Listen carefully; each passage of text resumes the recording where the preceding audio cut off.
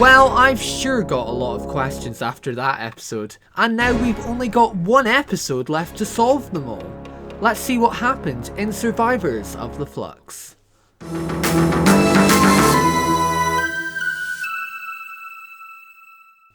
We've got a lot more info on the Flux, and we've got more info on other things. So yes, spoilers are coming. Go watch the episode if you haven't already. Well, I knew the Weeping Angel storyline was going to be short-lived. Kind of gutted, but it does make sense. In terms of the Doctor, another really strong performance. Maybe even stronger than last week's. I loved her interaction with Yaz through the hologram, and I also loved her hostile reaction to reuniting with Tae-Yoon.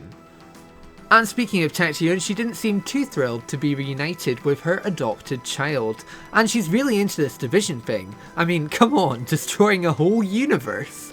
Nah, but seriously, I really loved this character, and I will be really gutted if Swarm has actually killed this character. On to Yaz. Like I say, really liked her interaction with the Doctor's hologram.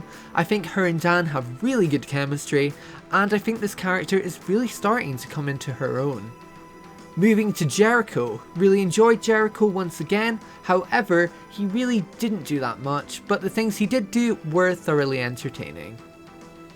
Also, it's nice to finally see Williamson interact outside of a cameo. I'm intrigued to find his role in this entire story. As for Dan, he's still not doing enough! John Bishop is great, just give him a chance! And Carvanista, always a pleasure. Him and Dan are such a great match, even though they didn't interact, you could still feel that chemistry. I've got a niggling suspicion though he's about to be killed in the next episode, which is heartbreaking. Nice to see Belle again. It seems her Lupari ship takeover has finally reached its consequence. Here's hoping her and Carvanista will be best buds by the time of the next episode. And Kate's back! Oh my goodness, she just slipped back into that role so easily. Keeping my fingers crossed she'll get to interact with some of the main characters next week. And I'm also keeping my fingers crossed Osgood will turn up too. Please! Overall, I think this was an excellent story. I like how Unit became central to the Flux storyline. I think it's great that we finally met Tae-Yoon, but as I said, I will be raging if she has been killed off. And although this did feel like filler, I personally think it was pure entertainment. However, I'm worried that Chibnall will go too far into the lore. But what about the villains behind it? It's villain ranking!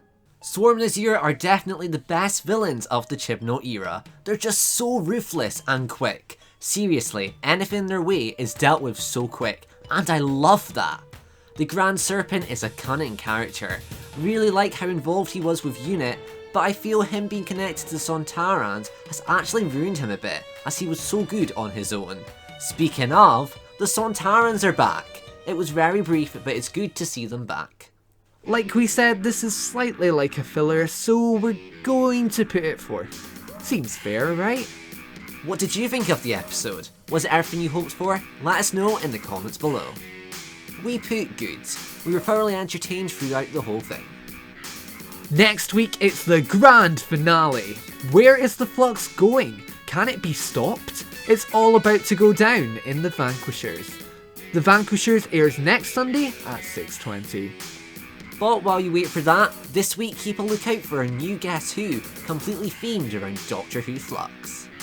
For more videos like this one, feel free to click that red button down below to join the adventure. We'll be back with another review on Sunday. Until then, I've been Christopher. And I've been Lewis. And you've been brilliant! So are you sitting comfortably? Our tribute to the show is if we had to choose another, we just would.